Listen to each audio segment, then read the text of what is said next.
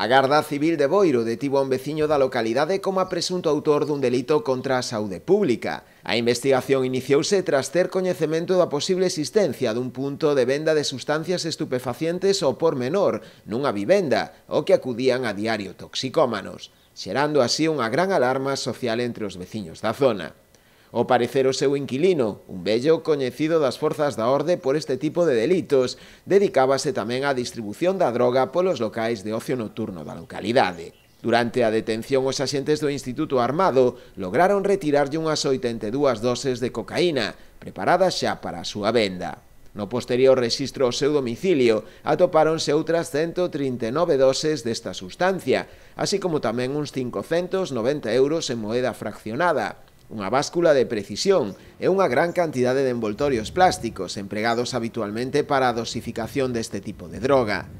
O prendido, xunto coas dilixencias realizadas e os efectos incautados, xa foi posto a disposición do xulgado de instrución de Garda de Ribeira.